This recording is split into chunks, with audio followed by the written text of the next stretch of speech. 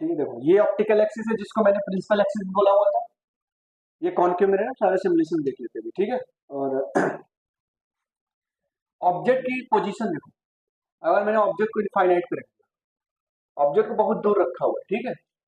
अभी एक्चुअल में इनफाइनाइट पे नहीं है, अगर मैं इनफाइनाइट पे रखता तो इमेज कहाँ पे बनता, फोकस पे। कहाँ पे बनता, फोकस पे बनता, ठीक है। खैर अभी इस केस में क्या हो रहा है, ऑब्जेक्ट को कहाँ पे रखा हुआ, सेंटर ऑफ कर्वेचर और इनफाइनाइट के बीच में, सेंटर ऑफ कर्वेचर और इनफाइनाइट के बीच में। मान लो सेंटर ऑफ कर्वेचर यहाँ कहीं पे होगा, ठीक। अभी सेकंड पॉइंट इसका नहीं दिख रहा है।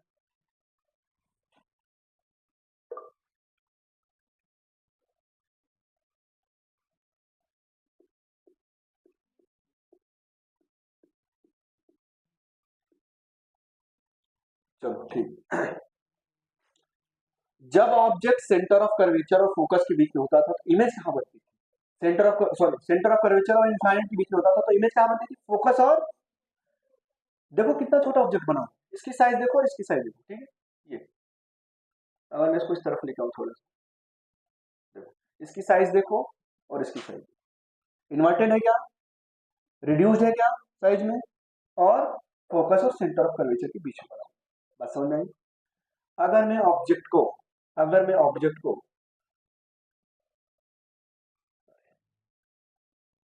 अगर मैं ऑब्जेक्ट को सेंटर ऑफ कर्वेचर और फोकस के बीच में रखता था, कहां पे, सेंटर ऑफ कर्वेचर और फोकस के बीच में रखता था, तो भी इमेज इन्वर्टेड बनती थी, रियल बनती थी, इनलार्ज बनती थी। देखो समझना, ओके। अगर मैं ऑब्जेक्ट को फोकस पे रख दूं, देखो जितनी भी रेज आ रही सब रिफ्लेक्ट होकर पैरेलल हो गई, वो एक्चुअल में कट नहीं करेंगे। कहां पे इमेज बनी, इसको प्रोड्यूस करते थे हम इनफाइनाइट पे और हाईली इनलार्ज बनता था, ठीक है। वर्चुअल इमेज बनता था, हाईली इनलार्ज बनता था और इरेक्ट बनता था, बात समझ में, ठीक है। अब आप लोग सोच रहे हो सर रेज तो इतनी सारी निकल रही, हाँ तो जो रेज इससे इंटरेक्ट करेगी कॉन्केव मिरर से, उसी से तो इमेज बनेगी, बाकी रेज हमारे किसी काम की नहीं, ठीक है। चलो, और फिर इसको फोकस और पोल के बीच में लेके जाते थे तो भी ये इनफाइनाइट बनता था, लेकिन एक साइज होती थी, देखो इनफाइनाइट वर्चुअल इमेज बने, सॉरी इनफाइनाइट नहीं बनेगा, virtual image erect and enlarge, infinite पे नहीं बनना। इधर से तो सर ये इनफाइनाइट पे जाके डाइवर्ज हो रही, तो कभी कट ही नहीं कर पाएंगे। जो रियल रिफ्लेक्टेड रेज है, ये तो इंसिडेंट रेज आई, रियल रिफ्लेक्टेड रेज कभी भी कट नहीं कर रही, जो एक्चुअल एक्चुअल में तो कट नहीं करेंगी, लेकिन जब मैं इनको प्रोड्यूस बैकवर्ड करूंगा तो ये यहाँ पे हमें ऐसा लगे यहाँ पे कट होती हुई दिखाई दे रही, तो इमेज अपने को यहाँ पे बनती हुई दिखाई देगी। देखो इनलार्ज हो गया, इरेक्ट है और वर्चुअल है। प्लेन मिरर में जो अपनी इमेज बनती थी क्या बनती थी, वर्चुअली तो बनती, ठीक है समझ में। अब मैं अगर पोल पे ही रख दूं तो सर, अब कई सारे इसमें ऑब्जेक्ट्स थे, आपको जो भी अच्छा लगे उसको रख सकते हो, ठीक है। कॉन्वेक्स मिरर का केस देखें, ठीक है। कॉन्वेक्स मिरर में दो ही तो केस हमने पढ़े थे सर। देखो अगर ऑब्जेक्ट को मैं इनफाइनाइट पे लेके जाऊं, अगर मैं ऑब्जेक्ट को इनफाइनाइट पे लेके जाऊं, ठीक है, तो ऐसा लगेगा जैसे फोकस पे बन रहा है, तो ऐसा लगेगा देखो फोकस पे बन रहा है, ठीक है। एक्चुअल में इनफाइनाइट होता तो जरूर फोकस पे बनता। अब जैसे से पास में लेके आ रहा हूँ, ठीक है, फोकस और पोल के बीच में बन रहा है, छोटा बन रहा है, वर्चुअल है और इरेक्ट है। मैंने क्या बोला था, कॉन्वेक्स मिरर के केस में जो इमेज बन रहा है, अगर ऑब्जेक्ट रियल है तो जो इमेज बनेगी वो वर्चुअल बनेगी, डिमिनिश बनेगी और इरेक्ट बनेगी, बात समझ में आई। लाइट की rays to medium interface boundary से टकराती थी तो उसका एक पार्ट वापस उसी मीडियम में चला जाता, उसी को हम क्या बोलते थे, इस घटना को हमने क्या बोला, रिफ्लेक्शन। क्या बोला, रिफ्लेक्शन, ओके। रिफ्लेक्शन के बाद लाइट की जो रेज थी, ना तो उसकी स्पीड चेंज होती थी, ना ही फ्रीक्वेंसी चेंज होती थी, ना ही वेवलेंथ चेंज होता था, ठीक है। रिफ्रैक्शन में क्या होगा, जब light rays to medium interface boundary से टकराती है ना, तो उसका एक पार्ट सेकेंड मीडियम में चला जाता है, ठीक है। जब सेकेंड मीडियम में जाता है तो उसकी स्पीड चेंज हो जाती है, इसी घटना को हमने क्या बोला है, रिफ्रैक्शन, ठीक है समझ में आया? इसी को हमने क्या बोल दिया, रिफ्रैक्शन। आप लोगों ने देखा होगा एक कॉइन को ऐसे टैंक में गिरा दो तो कॉइन का लेवल उठा हुआ दिखता है, ठीक है, कॉइन जो है ऊपर की तरफ दिखाई देता है, ठीक। अभी सब देखिए, जैसे मान लो ये ग्लास है, एक्चुअल में तो सर ये बिल्कुल स्ट्रेट है ना, एक्चुअल में तो ये स्ट्रेट है। अभी आपने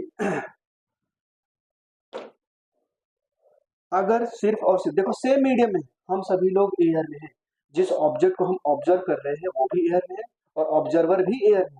मीडियम सेम हो गया, मीडियम चेंज नहीं है ना, सेम मीडियम है ना, सेम मीडियम में स्टेट दिखाई देगा। अगर मैं मीडियम चेंज कर दूं, बाहर क्या है एयर, अब ये किसमें चला गया, वाटर में।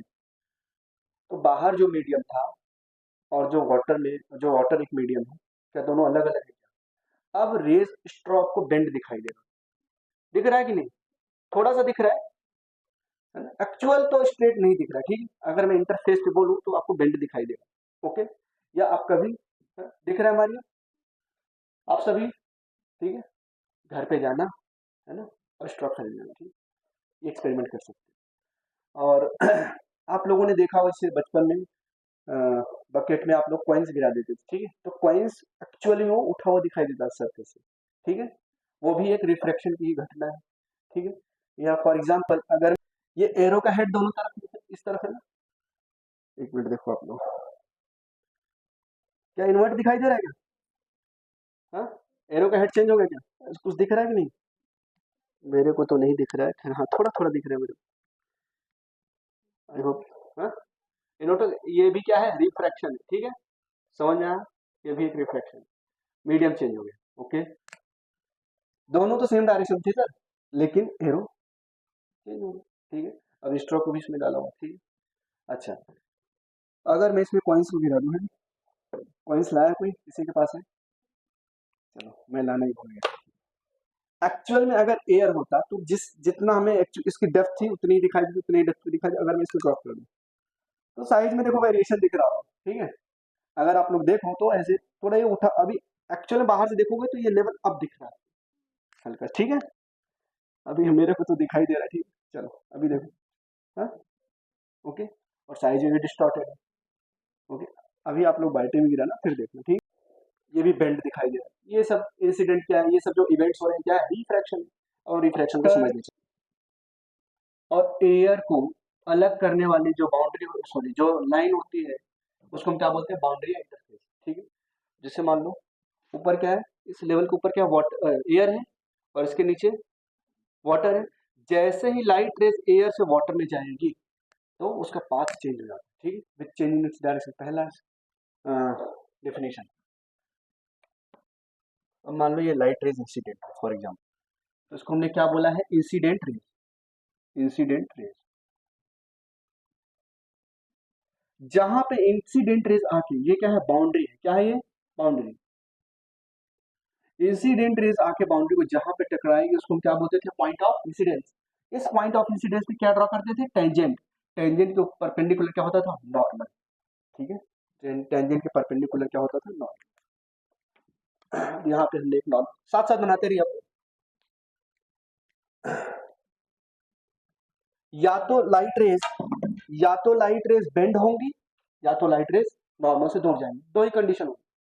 या तो लाइट रेज, अगर मान लो मीडियम नहीं होता, फॉर एग्जांपल अगर ये मीडियम नहीं होता वाटर, अगर सिर्फ और सिर्फ एयर होता तो लाइट रेज सीधी स्ट्रेट जाती ना, लाइट रेज सीधी स्ट्रेट जाती, ओके। ये चेंज हो रहा है क्या इसका पाथ, हाँ, अभी नहीं दिखाई देगा आपको, ठीक है, कोई बात नहीं। अभी देखो ऊपर चमक रहा है क्योंकि PIR हो गया।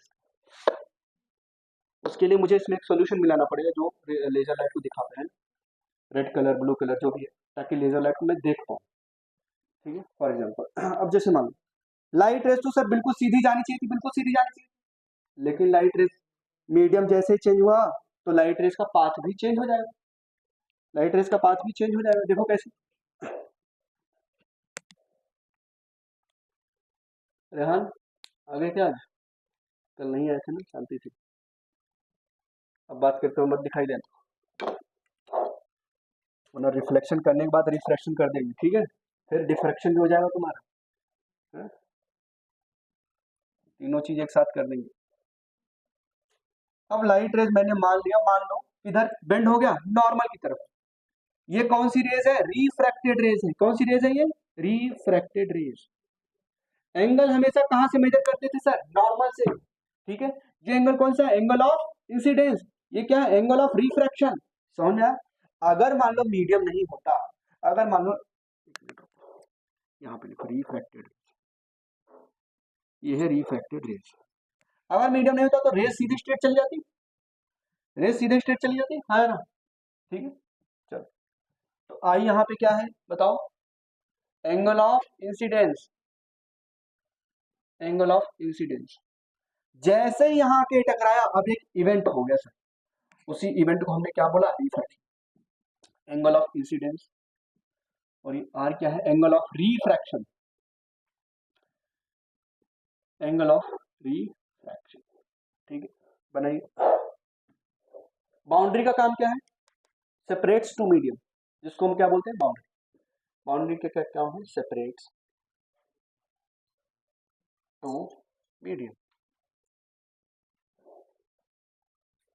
ठीक है, तो सर ये स्पीड में चेंज कितना हुआ, इसको हम मेजर करते हैं, एक क्वांटिटी है रिफ्रैक्टिव इंडेक्स। ठीक है, जब लाइट रेज वन मीडियम से दूसरे मीडियम में गई, तो दूसरे मीडियम में जाने पर उसकी स्पीड में कितना चेंज हुआ, इसको मेजर करने का तरीका है रिफ्रैक्टिव इंडेक्स। इसको किस क्वांटिटी से मेजर करते हैं, रिफ्रैक्टिव इंडेक्स वो क्वांटिटी है जिससे हम ये मेजर करते हैं कि जब लाइट रेज मान लो एयर से वाटर या ग्लास से वाटर, मतलब वन मीडियम से दूसरे मीडियम में गया, तो उसकी स्पीड में कितना चेंज आया।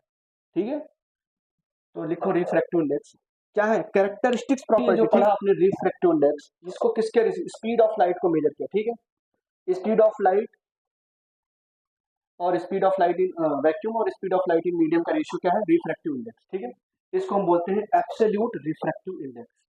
जब हम मीडियम की रिफ्रैक्टिव इंडेक्स वैक्यूम के रिस्पेक्ट में मेजर करें, किसके रिस्पेक्ट में, वैक्यूम के, किसी भी मीडियम का। फॉर एग्जांपल आप लोगों को मैंने फ्लूइड मैकेनिक्स में टर्म पढ़ाया था, स्पेसिफिक ग्रेविटी या रिलेटिव डेंसिटी। क्या बोला था, स्पेसिफिक ग्रेविटी या रिलेटिव डेंसिटी। ठीक है, उसमें क्या था, कोई भी लिक्विड लेते थे, उस लिक्विड की डेंसिटी किसके रिस्पेक्ट में, वाटर के रिस्पेक्ट में, तो उसको हम क्या बोल देते थे, स्पेसिफिक ग्रेविटी।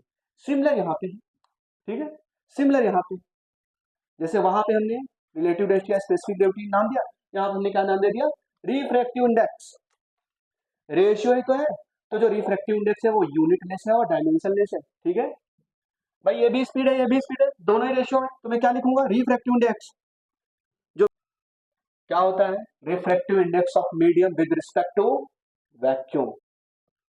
किसी भी मीडियम का आपने रिफ्रैक्टिव इंडेक्स निकाला, किसके रिस्पेक्ट में, वैक्यूम के रिस्पेक्ट में, रिफ्रैक्टिव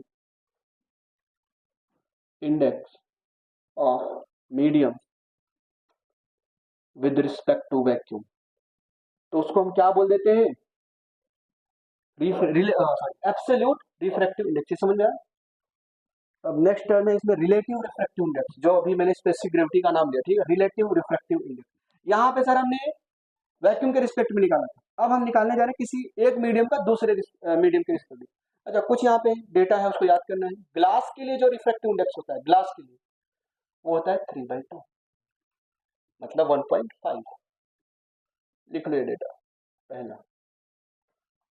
वाटर के लिए जो रिफ्रैक्टिव इंडेक्स होता है, वाटर के लिए वो होता है 4/3। मतलब ये याद रहना चाहिए, अगर नहीं भी है तो क्वेश्चन में देगा, ऐसा नहीं आपको याद ही रखना, वो क्वेश्चन में देगा। वैक्यूम के लिए जो रिफ्रैक्टिव इंडेक्स होता है वो होता है 1, और एयर के लिए भी 1.02 होता है, उसके लिए भी हम ए लेके ही चलते हैं। ठीक है, refractive index of air is approximately 1, exactly 1 नहीं होता है, अप्रोक्सीमेटली 1 हम बोल सकते हैं। मीडियम, अब ये दो तरीके में, कौन कौन से, रेयरर और डेंसर। रेयरर और डेंसर, रेयरर में क्या होता है, जो रिफ्रैक्टिव इंडेक्स है वो क्या होगा, लेस होगा, और डेंसर में रिफ्रैक्टिव इंडेक्स क्या होगा, वो मोर होगा। ठीक है, ये सब छोटी छोटी बातें आपको काम में आएंगी। मीडियम दो तरीके का होता है, रेयरर और डेंसर। रेयरर में रिफ्रैक्टिव इंडेक्स की वैल्यू कम होती है, और डेंसर के लिए रिफ्रैक्टिव इंडेक्स की वैल्यू ज्यादा होती है।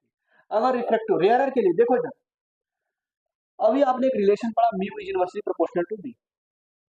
आपने पढ़ा since mu is inversely proportional to v, अगर ये कम है तो ये क्या होगा, तो रेयरर मीडियम में जो लाइट की स्पीड है वो ज्यादा होती है क्या, अगर किसी मीडियम में लाइट की स्पीड ज्यादा है तो उसको हम क्या बोलते हैं, ऑप्टिकली रेयरर मीडियम है, इसका रिफ्लेक्टिव इंडेक्स है म्यू1। ये मीडियम नंबर 2 है, इसका रिफ्लेक्टिव इंडेक्स है म्यू2।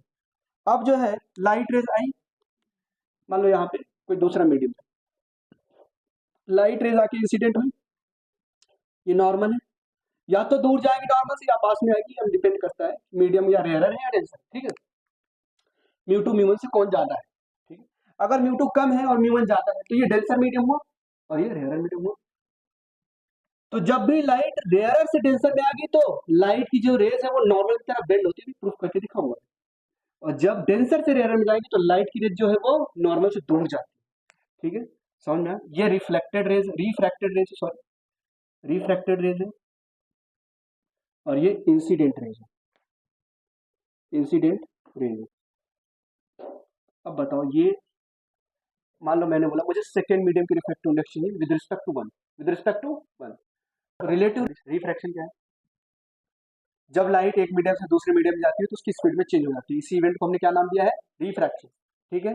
अब रिफ्रैक्शन को हमने दो तरीके से डिफाइन किया, मतलब दो रिफ्रैक्शन दो तरीके के होते हैं, ठीक है। एक एब्सोल्यूट रिफ्रैक्टिव इंडेक्स, सॉरी उसके बाद क्या डिफाइन किया था रिफ्रैक्टिव इंडेक्स में? हाँ, रिफ्रैक्टिव इंडेक्स क्या होता था? ये किसी मीडियम की कैरेक्टरिस्टिक्स प्रॉपर्टी की स्पीड जो क्या करती थी, लाइट की स्पीड को डिसाइड करती थी। अब रिफ्रैक्टिव इंडेक्स दो तरीके के होते हैं, relative refractive index and absolute refractive index. Absolute refractive index तब होता था जब हम किसी भी मीडियम का refractive index with respect to vacuum measure करते, ठीक है। तो जो एब्सोल्यूट रिफ्रैक्टिव इंडेक्स आता है उसको हमने क्या बोला था? Speed of light divided by speed of, sorry speed of light in vacuum divided by speed of light in medium. इसको हमने क्या बोला था? Refractive index. क्या बोला था? Refractive index. Speed of light in vacuum क्या आता है? 3 × 10⁸ मीटर पर सेकेंड। ओके, समझ में आ रही है?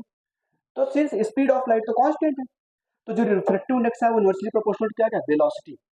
अगर किसी मीडियम में स्पीड ऑफ लाइट ज्यादा है, मतलब दो मीडियम या दोनों मीडियम में से मान लो कोई एक मीडियम है जिसमें स्पीड ऑफ लाइट ज्यादा है, तो वो मीडियम कैसा होगा? ऑप्टिकली रेयरर मीडियम होगा। क्यों? स्पीड ऑफ लाइट ज्यादा तो म्यू कम, इनवर्स रिलेशन था ना, वी ज्यादा तो म्यू कम, वी कम तो म्यू ज्यादा, ठीक है। और एक होता, अब मीडियम हमने यहाँ से डिसाइड कर लिया, दो तरीके के होंगे, एक रेयरर मीडियम, एक denser medium.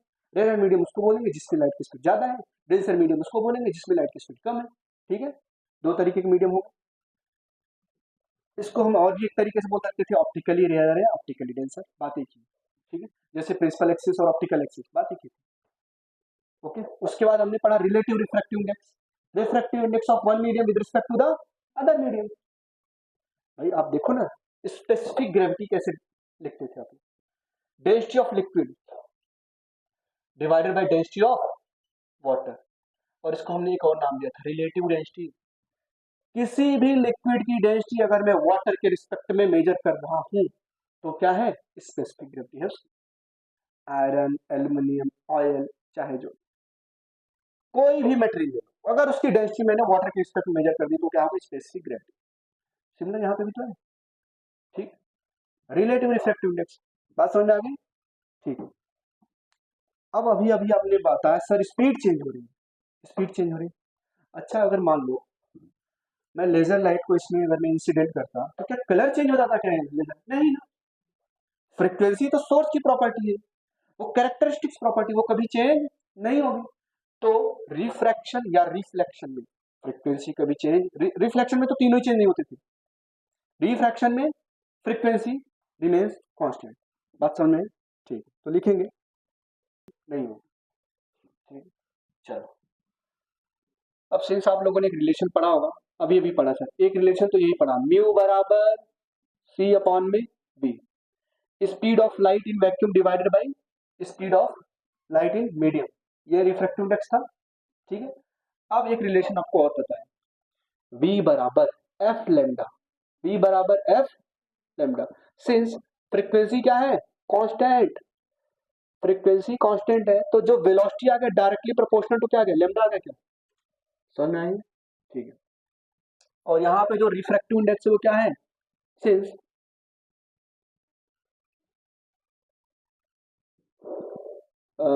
Speed of light is constant, तो जो रिफ्रैक्टिव इंडेक्स है वो इनवर्सली प्रोपोर्शनल टू v आ गया। क्या समझ में आया? तो क्या मैं यहां से ऐसे लिख सकता हूँ क्या इन दोनों से? Mu is inversely proportional to lambda, ये भी लिख सकता हूँ। अगर इसको मैं इसमें मल्टीप्लाई कर दूं, for example mu into v बराबर कांस्टेंट लिख सकता हूँ क्या? तो mu one v one equal to mu two v two, यहां से ये रिलेशन मिल जाएगा। क्योंकि म्यू इंटू वी तो कांस्टेंट हो गया सर। सिमिलरली यहाँ पे देखो v1 अपॉन में v2 बराबर लेमडा 1 अपॉन में लेमडा 2। और एक रिलेशन आप और निकाल सकते हैं यहाँ से सर, इन दोनों कंपेयर करो, ऑन कंपेयरिंग वाले सेकंड इक्वेशन। ये सारे इंपॉर्टेंट रिलेशंस में डिराइव कर रहा हूँ यहाँ फ्रॉम इक्वेशन 1 एंड इक्वेशन 2। ठीक है, तो देखो यहाँ से क्या रिलेशन मिलेगा आपको, mu is inversely proportional to wavelength. समझ में आया? अगर इसको और इसको कंपेयर करो, यहाँ लेमडा लगा दो, mu inversely proportional to lambda, तो म्यू इंटू लेमडा क्या हो जाएगा, कांस्टेंट हो जाएगा क्या, तो म्यू 1 लेमडा 1 बराबर म्यू 2 लेमडा 2। ठीक है, ये सारे रिलेशन इंपॉर्टेंट है, सभी आपको डिराइव करने आने चाहिए। स्पीड है, लेमडा क्या है, वेवलेंथ है, एफ क्या है, फ्रीक्वेंसी। ठीक है, और म्यू क्या है, रिफ्रैक्टिव इंडेक्स, लिख लेना आप लोग, म्यू क्या है, रिफ्रैक्टिव इंडेक्स।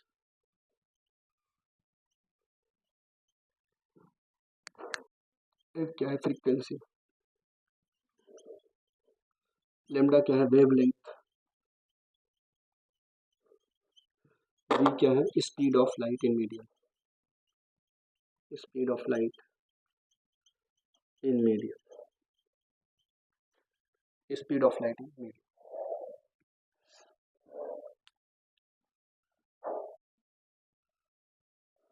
तो मैं अगर इन तीनों को, ये तीनों इक्वेशन एक साथ आए हैं, अगर मैं इनको लिखना चाहूँ तो मैं कैसे लिख सकता हूँ, इन तीनों को मैं कंबाइन करके लिखना चाहता हूँ, तो म्यू 1 अपॉन में म्यू 2 बराबर लेमडा 2 अपॉन में लेमडा 1 बराबर v2 अपॉन में v1।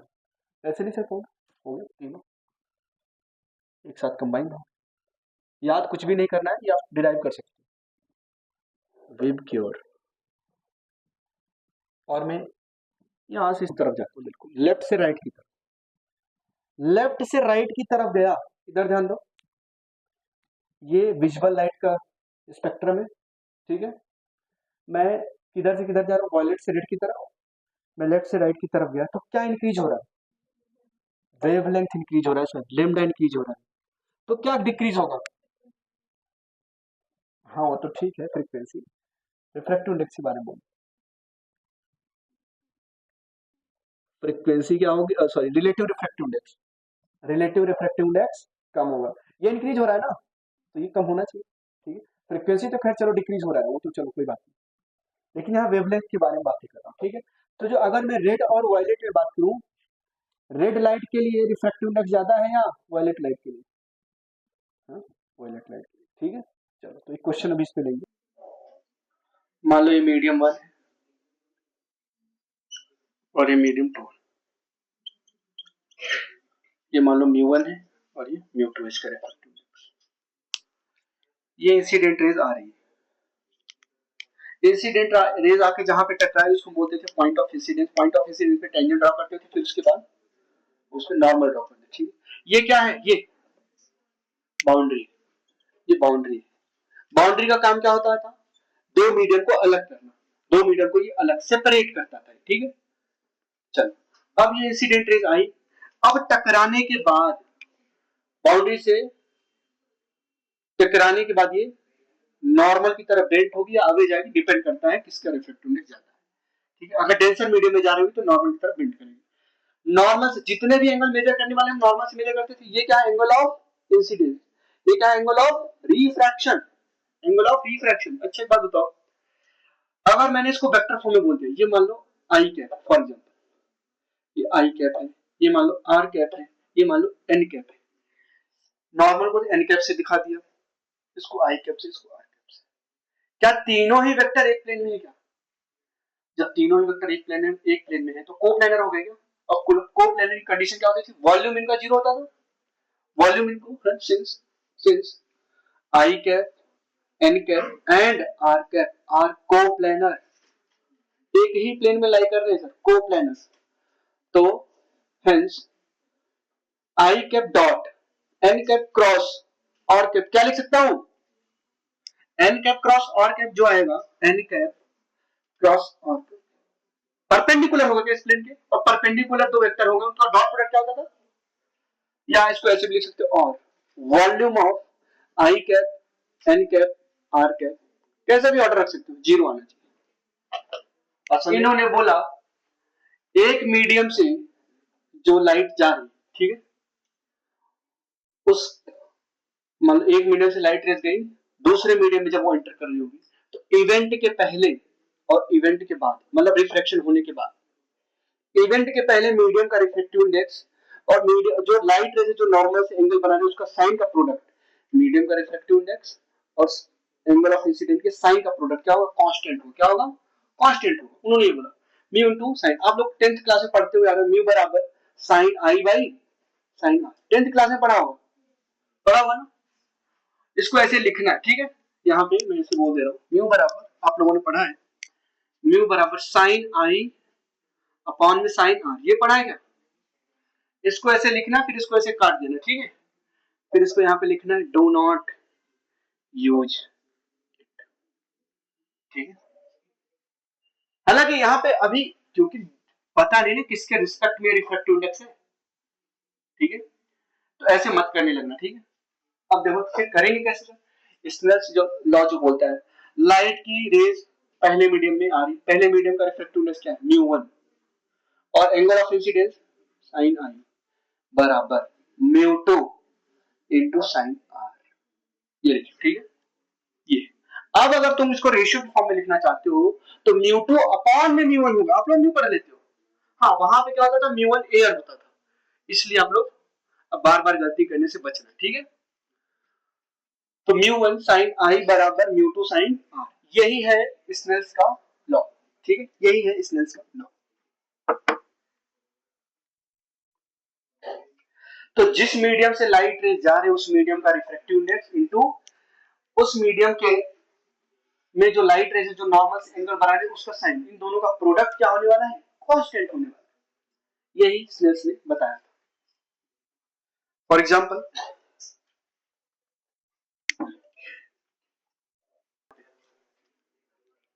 लाइट की रेज इस मीडियम से गई और दूसरे मीडियम में जाके नॉर्मल से दूर चली गई, तो जो इंसिडेंट रेज है वो नॉर्मल के साथ अल्फा एंगल बना रहा है और रिफ्रैक्टेड रेज है वो नॉर्मल के साथ बीटा एंगल बना रहा है, तो यहाँ पे स्नेल्स लॉ मैं क्या लिखूंगा, म्यू नॉट साइन अल्फा, जिस मीडियम से लाइट रेज जा रही है उसका रिफ्रैक्टिव इंडेक्स और वो लाइट रेज नॉर्मल से जितना एंगल बना रहा है उसका साइन का प्रोडक्ट कांस्टेंट होता है, म्यू नॉट साइन अल्फा बराबर म्यू इनटू साइन बीटा, ये है अपना, ठीक है। मैंने इसलिए दोनों ही अलग अलग केस ले लिए, ओके। इस इक्वेशन को अरेंज रीअरेंज करके आप ऐसे लिख सकते हो, no doubt, mu two upon में म्यू वन बराबर साइन आई अपॉन में साइन आर, साइन आर, ये लिख सकते हैं इसको रीअरेंज करके। तो स्नेल्स लॉ बहुत ही काम का है।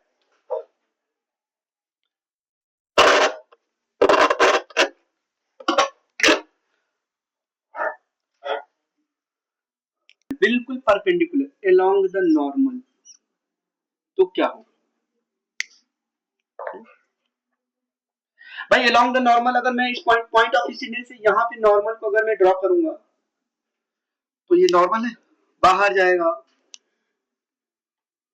मतलब नॉर्मल से दूर जाएगा, नॉर्मल पे ही जाएगा या वापस चला जाएगा, या नॉर्मल के पास है, क्या होगा, वापस चला जाएगा। हाँ देखो कैसे करेंगे, रिफ्रैक्शन हो रहा है, रिफ्लेक्शन नहीं हो रहा है, तो मीडियम में तो जाना ही जाना है सर, ठीक है, तो देखो कैसे करेंगे। अब इस इवेंट से पहले अभी तो सर बिल्कुल स्ट्रेट आ रही थी, मीडियम वन था, मीडियम चेंज हुआ तो लाइट रेस बिल्कुल ही स्ट्रेट आ रही थी, ठीक है। कई बार लोग एक्सप्लेनेशन देते हैं जो तारे अपने को टिमटिमाते हुए दिखाई देते हैं, क्यों देते हैं, तो उनका ये कहना है कि भाई जब वहां से लाइट रेज आती है तो मीडियम, खूब सारे मीडियम चेंज हो जाते हैं, ठीक है, कहीं पे मीडियम में ठंड है, गर्म है, कहीं पे ज्यादा डस्ट है, ठीक है, उससे वो लाइट की जो पाथ है वो फ्लक्चुएट्स होती रहती, तो हमको लगता है टिमटिमा रहा है। खैर लाइट रेज बिल्कुल नॉर्मली इंसिडेंट किया गया है, तो कोई बताएगा एंगल ऑफ इंसिडेंस क्या होगा, 0 डिग्री, ठीक। सर अपने को कुछ नहीं पता, अपने को एक ही पता है, स्नेल्स लॉ लगाओ, स्नेल्स लॉ यूज करो, तो क्या लगाओगे, म्यू वन साइन आई, मान लो सर बराबर म्यू टू साइन आर।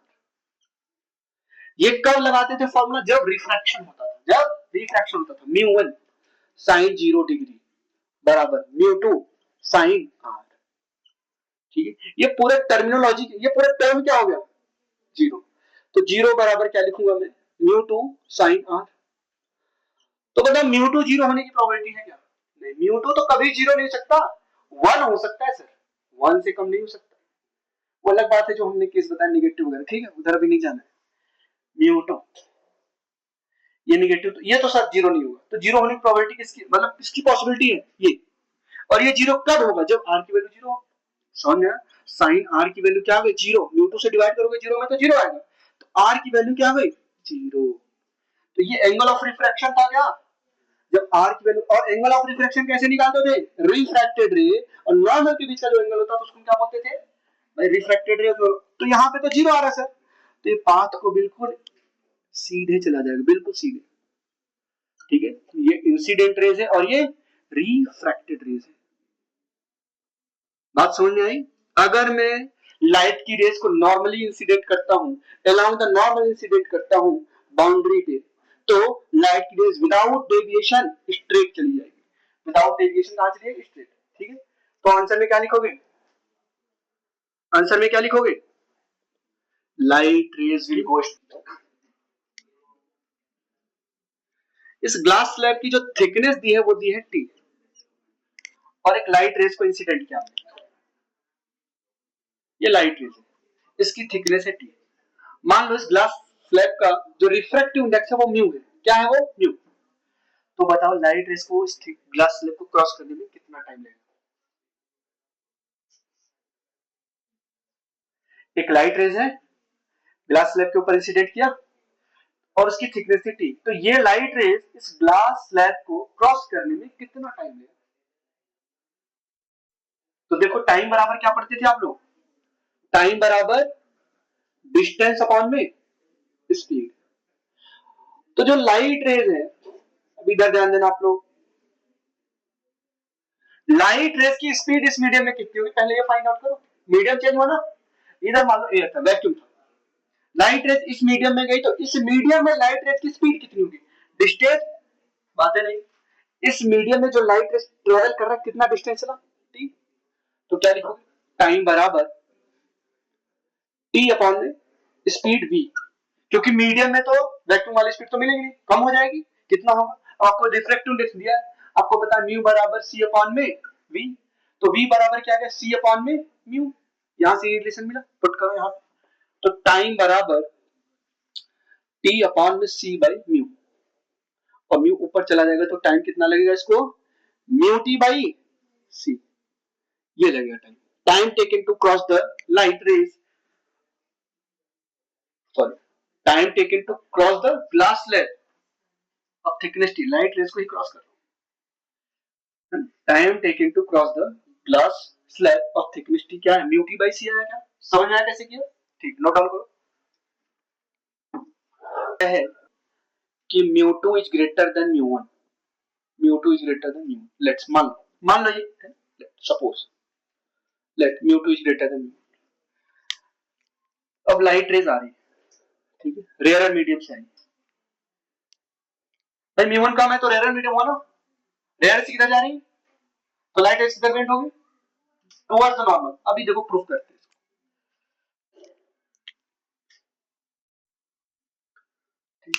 चलो, अच्छा, अगर ये मीडियम नहीं, कोई मीडियम इसके पाथ में नहीं आता, लाइट रेज की पाथ में कोई भी मीडियम नहीं आता, तो लाइट रेज बिल्कुल स्ट्रेट चली जाती है अनडेविएटेड। ठीक है, तो लाइट रेज बिल्कुल स्ट्रेट चली जाती है।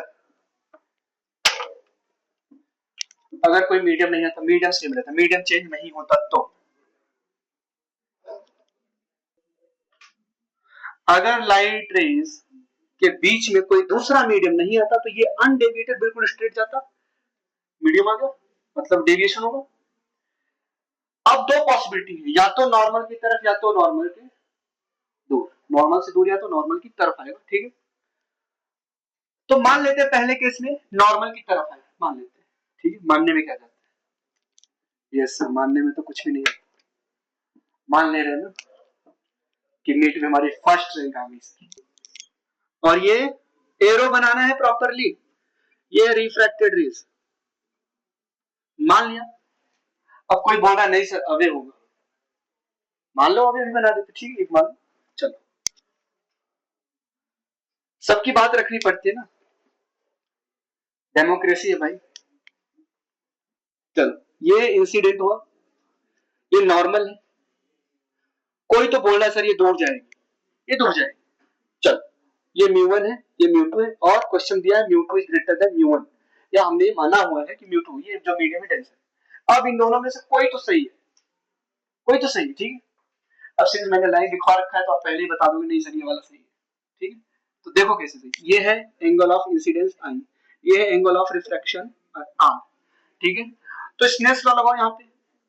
सर अगर मीडियम नहीं होता तो स्ट्रेट चली जाती, मीडियम है तो यहाँ पे एक इवेंट हुआ जिसको हमने क्या बोला, रिफ्रैक्शन, इस लाइट की स्पीड चेंज हो गई, लाइट की स्पीड चेंज हुई तो वेवलेंथ भी चेंज हुआ, फ्रीक्वेंसी चेंज नहीं हुई, जिस कलर से लाइट आ रही थी उसी कलर की लाइट दिखेगी बाद में, खैर।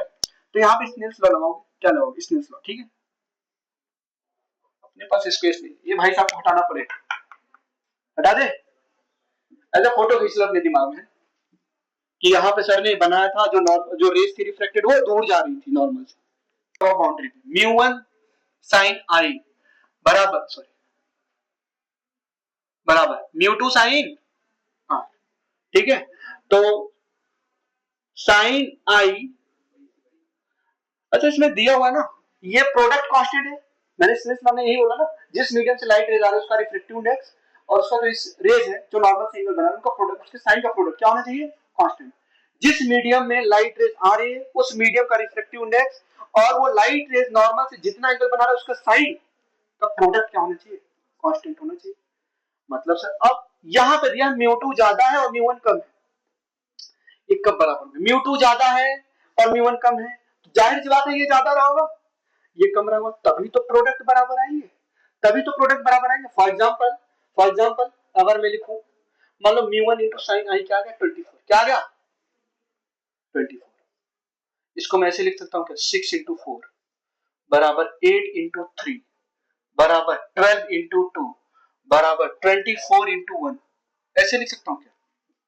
एक बात बताओ, ये वैल्यू को मैं बढ़ा रहा हूं क्या और ये वैल्यू कम हो रही है क्या, प्रोडक्ट तो अभी भी कांस्टेंट है sir, 24 6 into 4 24, 8 into 3 12 into 2, sir mu two की वैल्यू ज्यादा है, म्यू2 की वैल्यू ज्यादा, तो साइन आर की वैल्यू म्यू1 की वैल्यू कम है और म्यू2 की वैल्यू ज्यादा है, तो साइन आई की वैल्यू कम है, सॉरी ज्यादा है और साइन आर की वैल्यू, समझ में, म्यू1 की वैल्यू कम म्यू2 की वैल्यू ज्यादा, तो ये वैल्यू कम होनी चाहिए वैल्यू ज्यादा होनी चाहिए, कॉमन सेंस समझ में आ रहा है, तभी तो कांस्टेंट हो गए। अगर ये भी नहीं समझ में आ रहा है तो ऐसे देखो, ऐसे इसको मैं ऐसे भी तो लिख सकता हूं फर्दर, साइन आई अपॉन में साइन आर बराबर म्यू2 अपॉन में म्यू1। अब क्वेश्चन में आपको दिया हुआ है सिंस म्यू2 इज ग्रेटर देन म्यू1, तो म्यू1 को यहां पे लेके आओगे तो क्या रिलेशन बन के आएगा, म्यू2 अपॉन में म्यू1 इज ग्रेटर देन 1 दिया हुआ क्या, तो यहां पे मैं ग्रेटर देन 1 लगा दूं, साइन आई अपॉन में sine r is greater than, क्योंकि म्यू2 अपॉन में म्यू1 किसके बराबर है, साइन आई अपॉन में साइन आर, यहां पे साइन आई अपॉन में साइन आर लगाओ तो ग्रेटर देन 1 आना चाहिए। ये 1 कब आएगा, जब 1 से बड़ा कब आएगा, हाँ साइन आई की वैल्यू किससे ज्यादा है, साइन आर से, और दोनों ही साइन है तो आई की वैल्यू किससे ज्यादा आ गई, आर से, तो यहां से क्या क्लियरली दिख रहा है, angle of incidence is greater then angle of refraction, मतलब सर अगर ये स्ट्रेट लाइन जाता तो ये आई होता, जो रिफ्रैक्शन वो कम है तो मतलब रेस किधर बेंड होगी, टुवर्ड्स द, समझा, hence hence rays will bend, note down करिए, towards the normal, towards the normal, सही से बनाना नॉर्मल। चलो आप लोग उसी में बनाइए, अगर मीडियम नहीं होता तो स्ट्रेट चली जाती, मीडियम की वजह से जो लाइट रेज की पाथ है वो चेंज हुई क्या, उसकी डायरेक्शन चेंज हुई क्या, अगर मीडियम नहीं होता तो स्ट्रेट जाती, मीडियम की वजह से लाइट की पाथ में चेंज आया तो डेविएशन कितना हुआ, डेविएशन डेविएशन कितना हुआ कोई बताएगा, हाँ डेविएशन I माइनस आर, ठीक है। अगर मीडियम नहीं होता तो स्ट्रेट जा रही थी, तो ये जो एंगल है ये पूरा, ये जो आई है वही ये भी होता क्या, ये पूरा एंगल आई होता, ठीक है। लेकिन सर एक्चुअल में तो ये बेंट हो गई, तो पूरे एंगल में से आर को माइनस कर दो तो क्या मिल जाएगा, देखिए। अब देखो, जरूरी नहीं है, लाइट ऑन करो, जरूरी नहीं है लाइट की जो रेज है वो नॉर्मल की तरफ आए, नॉर्मल से दूर भी तो जा सकती थी। तो जो यहाँ पे डेविएशन आया, डेविएशन यहाँ पे लिखता हूं, deviation of refracted rays is, क्या लिखोगे डेविएशन, हाँ, magnitude of i minus r. Magnitude लिया मैंने, ध्यान में रखना, डेविएशन क्या है, आई माइनस आर। अगर मान लो ये रेज नॉर्मल से दूर चली जाती, मतलब अगर, इधर ध्यान दो, आप लोग बातें कर रहे हो, है ना? अभी नया साल तुम्हारा नहीं, यही मना देंगे। चलो 26 में दुनिया खत्म होने वाली थी ना, तुम्हें से शुरुआत करेंगे फिर, ठीक है। इधर ध्यान दो, अगर मान लो रेयर, डेंसर से रेयर में जाते तो रेज किधर जाती, अवे फ्रॉम द नॉर्मल। अगर मीडियम नहीं तो स्ट्रेट चली जाती, तो अवे फ्रॉम द नॉर्मल जाएगी ना। तो अब एंगल ऑफ इंसिडेंस कम हो जाएगा, एंगल ऑफ इंसिडेंस ये रहा होगा। अब refracted rays, angle of refraction बढ़ जाएगा, ठीक है, एंगल ऑफ रिफ्रैक्शन बढ़ जाएगा, ओके, समझ में आया?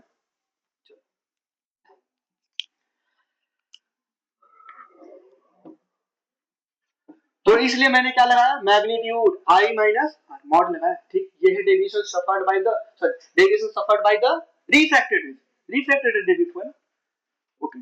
चलो ये है डेविएशन आपका।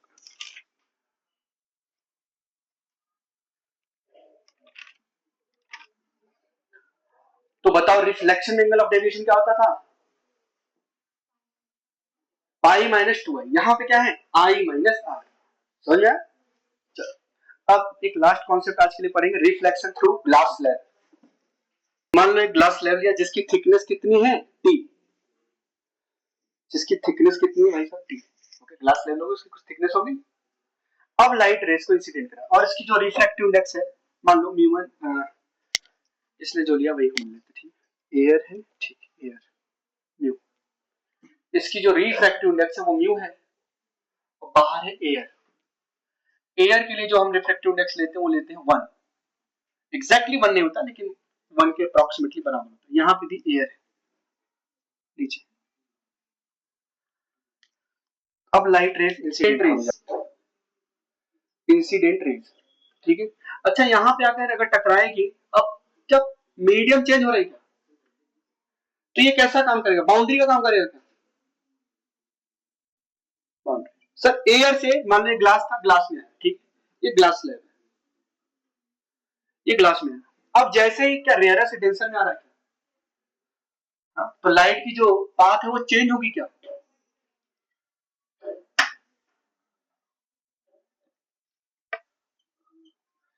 जाता तो ये बिल्कुल ऐसे स्ट्रेट है, जाना चाहिए था इसको बिल्कुल ऐसे स्ट्रेट, अगर कोई मीडियम नहीं दिखता तो बिल्कुल स्ट्रेट जाता। अब यहाँ पे आपने क्या ड्रॉ किया, नॉर्मल,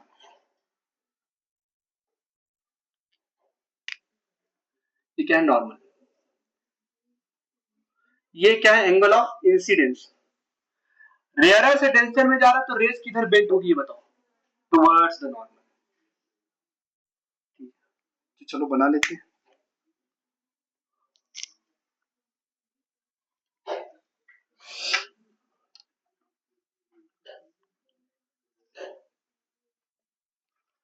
ये क्या है आपकी रिफ्रैक्टेड रेस, क्या है ये रिफ्रैक्टेड रेस, और ये जो एंगल है क्या है आर, ये आपकी रिफ्रैक्टेड रेस, ठीक है। तो यहां पे अगर मैं स्नेल्स लॉ लगाऊं, यहां इस बाउंड्री के लिए, मान लो बाउंड्री नंबर 1 है और ये भी एक बाउंड्री है, बाउंड्री नंबर 2, यहां पे अगर मैं स्नेल्स लॉ लगाऊं तो क्या लगाऊंगा, म्यू 1 मतलब 1, जिस मीडियम से इंसिडेंट रेज आई उसका refractive index into sine I, sign i बराबर जिस मीडियम में एंटर करी लाइट, रिफ्रैक्टेड रेज बोलते थे उसको, तो म्यू इंटू साइन उस मीडियम का रिफ्रैक्टिव इंडेक्स और वो जो रेज नॉर्मल के साथ एंगल बना रही है उसका साइन का प्रोडक्ट, ये लिख दिया। तो पहले बाउंड्री के लिए हमने ये स्नेल्स लॉ लिख दिया, पहला बाउंड्री समझे, पहला क्वेश्चन। अब लाइट रेज यहीं पे तो रुकेगी नहीं, यहाँ पे आएगी, ठीक। अब यहां से आने के बाद अगर मैं यहाँ पे नॉर्मल ड्रॉ करता, बताना एब्सोल्यूट, मान लो ये जितना एंगल ये है उतना ही एंगल ये होगा, ये और ये बराबर होंगे। देखो ये दोनों ही लाइन क्या है, पैरेलल है क्या, और पैरेलल लाइन को तीसरी लाइन जो स्लाइड है वो कट करती थी, तो ये एंगल बराबर होते थे क्या, समझ में आ रहा है, बताने की जरूरत है क्या, मान लिया ये एंगल आर क्यों, हाँ ठीक, ध्यान देते रहा पूरा। अब क्या डेंसर से मैं रेयरर में जा रहा हूं क्या, तो लाइट रेस किधर जाएगी, away from the normal, very चलो अवे फ्रॉम द नॉर्मल। मान लो अब लाइट रेस बाहर चली गई ना, ग्लास स्लैब से लाइट रेस बाहर चली गई क्या, इस एंगल को हम बोलते हैं angle of emergence, angle of emergence, ठीक है, इंसिडेंस रिफ्रैक्टेड एंड इमर्ज, बाहर चली गई, ठीक है। अब इस बाउंड्री के लिए स्नेल्स लॉ लगाऊं यहाँ पे, तो क्या लगाऊंगा बताओ, mu into sign r, mu into sign r बराबर क्या लिखूंगा, 1 into sine i, sorry e, 1 into sine e, ये दूसरी इक्वेशन होगी, ये दूसरी इक्वेशन होगी और ये पहली इक्वेशन है। अगर मैं दोनों ही इक्वेशन को कंपेयर करूं, comparing comparing equation 1 and equation 2, तो mu into sign r sin i के बराबर है, mu into sign r sin e के बराबर है, तो मैं क्या ऐसे लिख सकता हूं क्या, sin i equal to sin e, तो आई इक्वल टू क्या होगा, ई आ जाएगा क्या, मतलब जो एंगल ऑफ इंसिडेंस है वही एंगल ऑफ इमर्जेंस। तो जब लाइट रेस ग्लास स्लैब पे इंसिडेंट होती है, तो जब ग्लास स्लैब के बाहर निकलती है तो ये पैरेलल सेम डायरेक्शन में जा रही होती है, लेकिन एक्चुअल में ये शिफ्ट हो गया, डायरेक्शन तो अभी भी सेम है, जिस डायरेक्शन में जा रही थी उसी डायरेक्शन में जाती है, लेकिन अभी क्या हो, लाइट की रेस अगर मान लो मीडियम नहीं आता तो बिल्कुल सीधे चली जाती, लाइट की रेस यहाँ पे शिफ्ट हो गई, इसी को बोलते हैं शिफ्टिंग ऑफ द रेस, ठीक है, शिफ्ट, लाइट रेस शिफ्ट हुई है, बिल्कुल एक एक स्टेप किया, ऐसा कुछ नहीं किया जो आपको नहीं समझ में आ रहा है, लाइट रेस शिफ्ट हो गई।